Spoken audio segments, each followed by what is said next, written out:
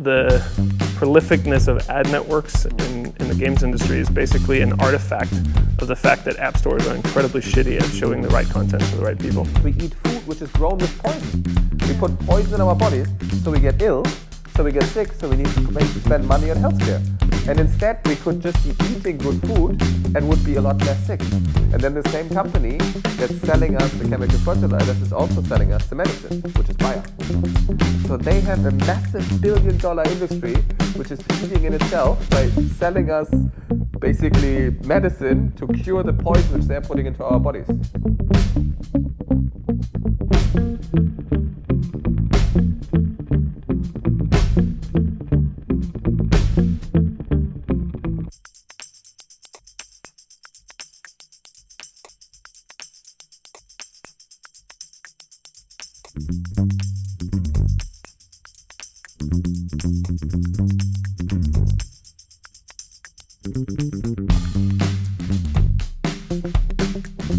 Hey Brian. Hello. Nice to meet you. Hey, here. Brian. Hi, I'm Maria. Hi. Weird left hand. Yeah. I am Brian Meidell.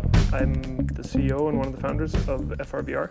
So I've been making games for more than a couple of decades and game companies for more than a decade. And I've came up through engineering, I've done game design.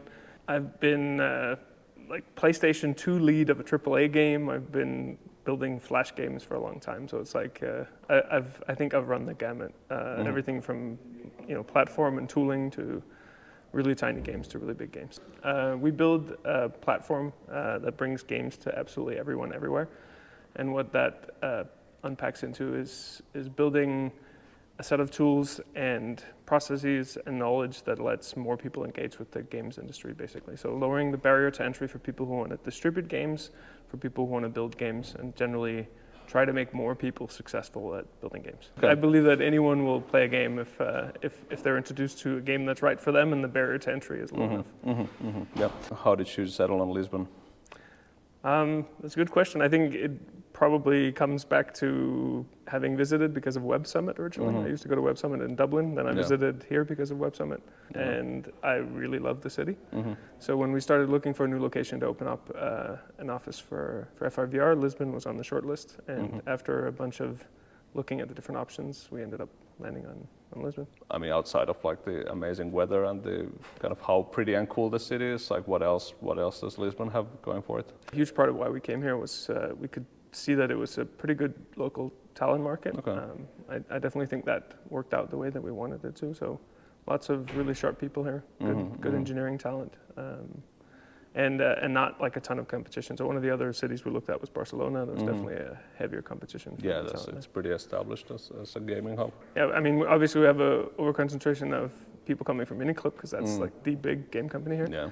And then we have people coming from adjacent fields bringing their talents in here. So it's true. So there's pros and cons to moving into a place where there's not a hugely established industry. And that's definitely one of the cons is it's harder to get super experienced talent. One of the pros is Lisbon is a super nice city and people have generally been pretty willing to relocate if we found people. So we're kind of a weird game company because 5 years ago we saw an opportunity which at that point was almost heresy, and that was the unbundling of the app stores, basically. So we already then focused on what would come after the app stores and what we thought the future of distribution would be. And at that point, we were pretty, that was a pretty bonkers thing to talk about. People generally were very skeptical. I think at this point, the regulatory pressure, the funding environment, I think pretty much everything has been moving in our direction. Yeah. And I think the latest development in the market that has really validated that is the IDFA apocalypse that has completely screwed with the user acquisition as a growth mechanisms. The dominating mode of distribution in the world, which would be mobile app stores in my book, have created this interesting commercial feedback loop, which has, I think, become so. I think it's part of what has caused game development and live operations and monetization to become so sophisticated.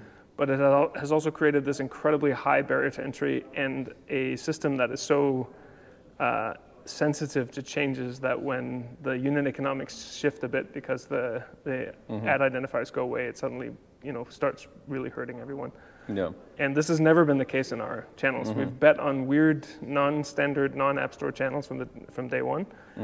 We also do apps and put them in the app stores, but our focus is generally reaching players wherever they are, and especially on all kinds of new channels that are predominantly instant in nature, which tends to skew heavily towards people developing hyper-casual type games for them. But our belief is that they actually are just like any other channel, they're just in a different stage of development, and that eventually you'll be able to get any kind of complexity of content into these channels as well. Okay. In the end, I think everybody agrees that as a discovery mechanism, the app stores are kind of dead. Right. So, and since you guys are focused on not the app stores, then how do you approach discovery? Well, that's really the difficult part. I think discovery in the app stores is actually ads. So I think you can't build a business hoping for featuring. So discovery has been taken over by advertisement, and you're left. Basically, all the game developers are left to fend for themselves to try and find out how they market the right way, find the right cohort, and get them into the games. Now, I think that the prolificness of ad networks in the games industry is basically an artifact of the fact that app stores are incredibly shitty at showing the right content to the right people. And that's basically what we want to do. Like, we want to solve that for the next paradigm of game distribution by creating an ecosystem where people get the game that's right for them based on other parameters than lifetime value. Yeah. Because I think that'll ultimately be longer term value for the players, which will in turn be longer term value for the game developers. But I don't think it's possible to have that ecosystem inside the current paradigm. And we have like millions of daily active players, and we did that organically, purely, and we did that just by systematically going into nascent channels when they're still blue ocean, delivering a decent standard of content, and then working with the different channels on providing them with like high quality integrations into whatever APIs and services they kind of provided in their channels.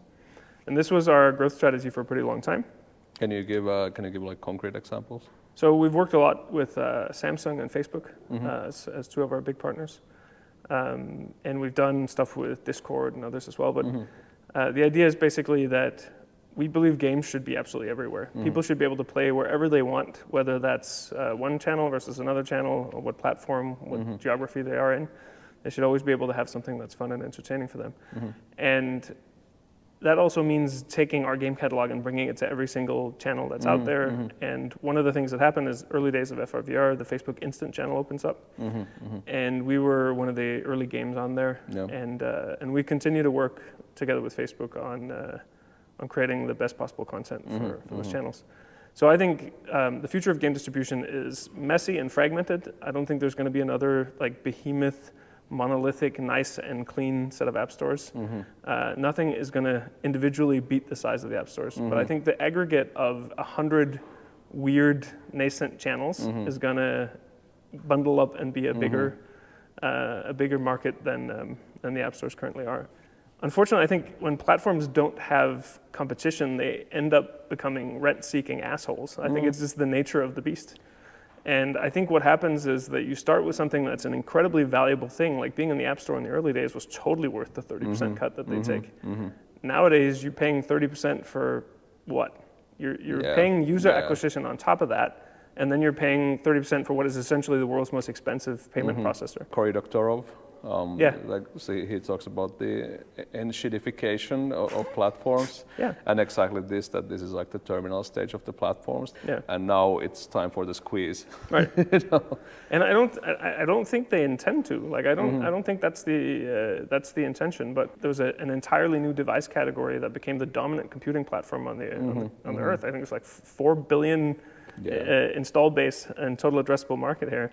And there's one way of distributing. So everyone, like this, it becomes this island ecology where things become ever more weaponized because there's only one place that commercial pressure can go, and that's the LTV CPI balance. And I think on more open platforms, what would happen is that you splinter into multiple discovery surfaces. So there's a Steam, but there's also a Good Old Games, and there's like 10 other different, there's Epic Store. And I think that as these channels develop, they can appeal to a certain audience, which will then turn to them for content discovery. There's no such thing possible because of App Store policies. And our bet was that this will eventually become possible, and until it becomes possible, there's a nice big entry point into these platforms, which exists all over, which is really high-performant web views. I think it's like any other media industry. I think responsible people will find a way to play a role when we have the platform to stand on. But as the same way as the media industry, there's also just a lot of people in it for getting rich. I do think that we play a role in the sense that we are about, if we haven't already become, we are about to become the dominant media format.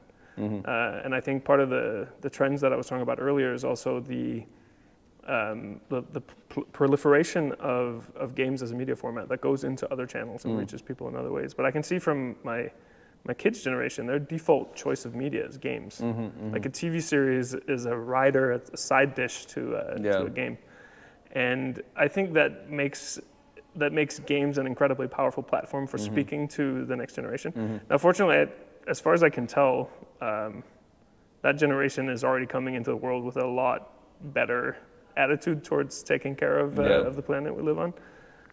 But I think the primary way to talk to them will be through games. And I don't have like a super clear answer on how that gets done, but I think by having more people create games and not just the biggest game companies, but having more indie developers reach more people, I think that's one of the channels where I think you get a different mindset and a lot more social responsibility. There's an incredible game called Eco, I think it is, which is about balancing ecosystems, where you basically can, you have to make good decisions for the long term. You can make short-term gains by doing things that are unsustainable, but you need to learn how to work with the system to create the optimal outcome in the long term. Now, I think that's a big problem when that spans generations. Like it's great that for previous generations that they've been able to get rich by sticking the bill to our kids, but I think that's becoming more and more visible, and there's more focus on it. So, I mean, I think the political shift is happening, but it'll happen as people grow old and die and new people take their places. Like when my kids' generation are the ones that are the dominant force in politics, I think the political will be there to actually change it. I think it doesn't take away personal responsibility, but I'm of the belief that while I do what I can, I really don't think the solution is going to be personal responsibility. I think that is, it's a misdirection away from the fact that it's a fairly small amount of companies that is doing by far the largest damage. And as long as there's a political will to go and take care of that, I think it's going to be really difficult to do anything by recycling bottles. Yeah, as the CEOs, as the kind of driving forces in this industry, do we have a responsibility? Of course we do. I think everyone who runs a company has a responsibility to make a company that's about more than just shareholder profits. I also think, looking at my experiences with hiring over the last years, it makes me super happy to see that this is more and more something that younger employees will select for. They're really concerned about whether the company is run by a bunch of greedy assholes or if it's some people that seem to actually have some integrity. So I think that bodes well, and I think I'm seeing a lot of positive trends in that direction. But I still think it's generational change that it takes more than anything. But you'll see more CEOs in more positions to do good, who are probably the same people who end up getting bored with business success and then moving into politics, as it's always been. Oscar, come say hi to the camera. No. What is that? Kind of scary. Can we do an interview? That's good.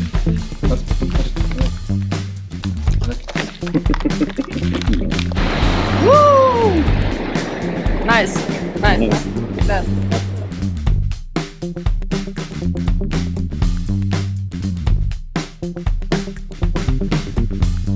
Yeah, hi, my name is Philippe, born in Germany, living in Portugal, and have been involved in several different impact entrepreneurships over the last 10-15 years, and at the moment Since 4 years, I'm fully dedicated to regenerative agriculture and to scaling regenerative agriculture in Europe.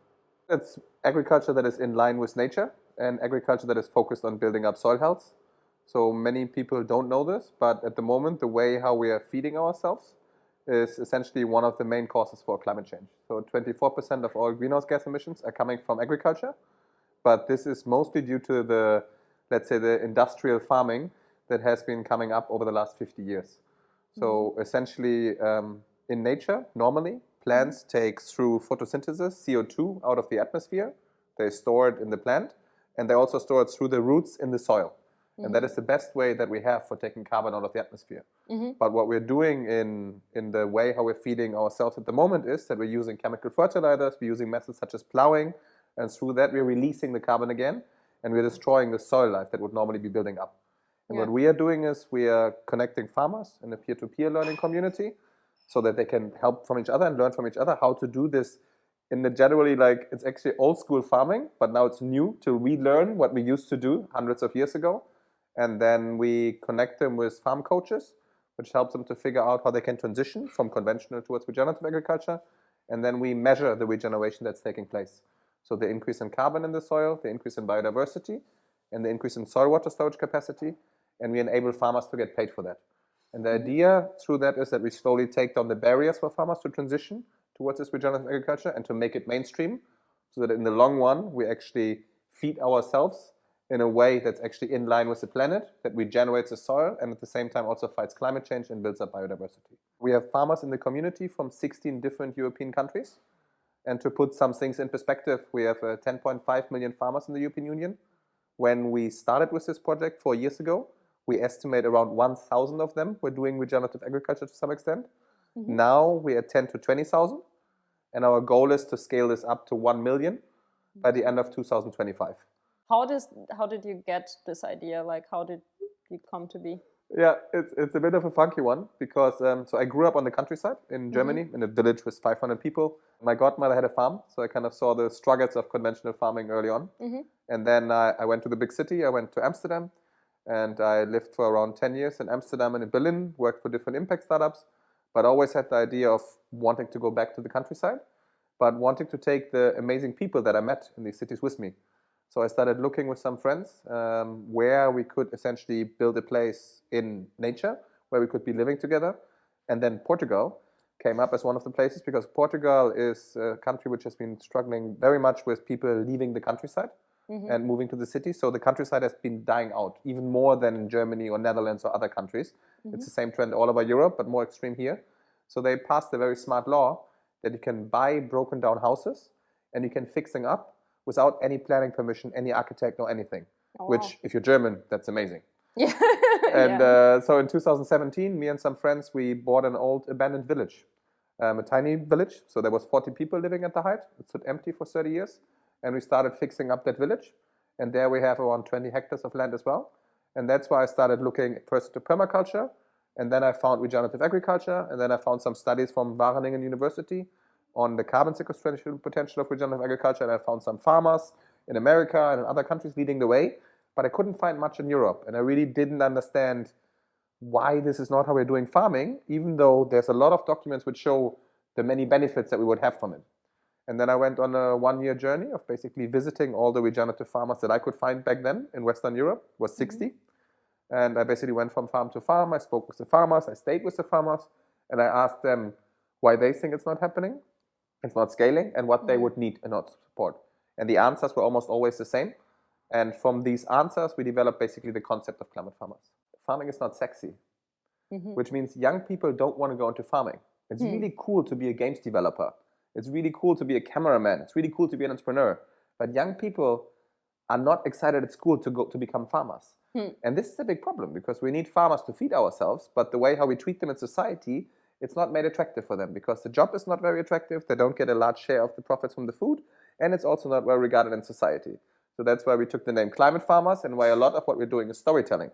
And I think that's where also games can come in because farmers, and especially regenerative farmers, should be the heroes of our times. Because right now the average age of farmers in the European Union is 58 years old.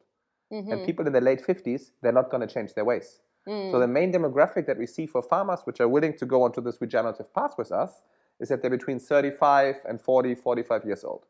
So one thing that we would definitely need, and I would love to collaborate with someone from the games industry into, how can we showcase to young people that regenerative farming is actually an amazing thing, that it's a beautiful job, that it's perfectly in line with nature, that you can do something good for the planet, and you can have really delicious food, and you can have a very fulfilling job. Because once you go to a farm and you see these people, they really love what they're doing. And then the other part is when farmers want to transition, they have what we call transition costs. So when you transition from conventional towards regenerative agriculture, you basically start focusing on building up soil health. And that journey takes around 5 years. It's context specific, but roughly it takes around 5 years. In that period, if you don't use pesticides, etc., until you build up the soil health, you will lose some of your crop. And you will have to do some investment costs as well. And for that, we need to help farmers with what we call transition finance. And the best way that we found so far to provide this transition finance is through what we call carbon plus or regeneration credits. So we pay farmers for building up biodiversity and for storing carbon in the soil in exchange for the fact that they will have the crop loss. And through that, we can level out the financial balance sheet of the farmer so that they can actually go on this regenerative journey. And then after 5 to 10 years, they should be able to be stable enough to actually have higher climate change resilient, higher produce, and also more nutrient-dense produce. So the regenerative agriculture path is in the long run more profitable, but in the early years of the transition, they need financial support in order to get there. Because farmers most of the time have assets, but they don't have a lot of money on their bank account. The majority of our farmers is right now Spain, Portugal, Italy, and Germany. Great. And in all of those areas, if you would have a company that wants to compensate the footprint, we could even look which farmer we have in the area. Some of them could even be supplying, for example, regenerative meat or milk or fruits to the office. So that is also an option, you know. So you could actually taste the produce that has stored the carbon in the soil that your company has produced.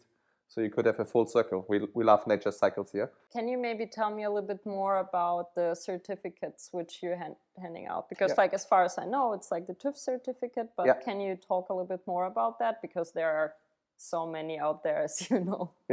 So the way how we're approaching is we're having a partnership with Wageningen University, which is an agricultural university in the Netherlands. And we basically developed a model together with them so that we get data from the farmers. We create the transition plan together with the farmer. With that transition plan, we can calculate how much carbon they're storing in the soil. And then we're using remote sensing technology to basically check if the farmer is really doing what they said they would be doing. And then at the end of the year, we can generate a report. We send that to TÜV. And then TÜV sends someone out basically and is checking if really going on in the farm what we are saying in the report. And then they certify it. And then basically at the beginning of the season, they start implementing the practices. At the end of the growing season, the report is ready. Then TÜV verifies it, and then we can release the carbon credits. Just for me to understand, like the carbon is stored within like the food and of course within the soil. Yes. And we are only creating certificates for the carbon that's stored in the soil. Okay, great. Because that's where it stays. Everything above gets harvested. But in the soil, you have to imagine something like a Turkish bazaar. So there's a lot of microorganisms around, and basically the roots of the plants, they're trading with mycorrhiza and with other microorganisms the carbon. And through that, it gets sequestered deeper and deeper in the soil. So the carbon is basically a trading good below surface level. We have a few developments which are happening right now, which I'm very happy about, which are a bit slow. The one is biodiversity. So right now, companies are not willing to pay yet for biodiversity, but this is slowly coming. And we are pioneering biodiversity credits at the moment. So farmers can also get paid for increase in biodiversity. And the other very exciting thing is nutrient density. So the food that we're eating nowadays, because of the way how we have been doing farming, it has a lot less nutrients than it used to be. So an orange that you eat nowadays has 1/8 of the nutrients to an orange what you ate 60 years ago. With regenerative agriculture, we already have studies as well that show that because of the fact that you have healthier soil, plants get more nutrients from the soil and you have higher nutrient density. One of the most impactful things that happened towards regenerative agriculture in the last 3 years is a documentary that was released on Netflix. It's called Kiss the Ground. And they had Woody Harrelson as a narrator. And that documentary reached more people than I ever could. So that reach that you have to people is an amazing power that you can have. And to integrate, for example, these kind of messages or climate change awareness into games would be something incredibly powerful, right? I think there are many ways how, if you want to, how you can integrate in a way which have a big impact but have very low effort. You don't need to design an entire game. You could just have the radio running in GTA could be talking about climate change, for example, right? Like this would be super impactful if you would have just this one radio show running in the background where the effort that is involved in just recording something and having it play on the radio is relatively little. The game effect is not narrowed down, but you're listening to something else on the radio than maybe just music. You have an incredible power as the gaming industry. I would love for the gaming industry to use that power for saving our planet, because if we don't manage to do that, then you can also not sell games anymore. And I think regenerative agriculture and fixing our food system is, in my opinion, the best angle that we have on this. So it's a way to essentially solve the climate crisis, solve our health crisis, and our eating crisis at the same time. So yeah, Tree, how are you doing? It's really cool. Like you can really go up here. Yeah, but like I can go even higher up. Yay! Done. Now you're on TV. Oh shit. I'll turn this around. This is, I'm pretty sure he'll take care of it. Yeah. I think this is a very good day for us. This was unintended. Congratulations. Oscar, how do you feel now? How do you feel about these turn of events? It feels busy.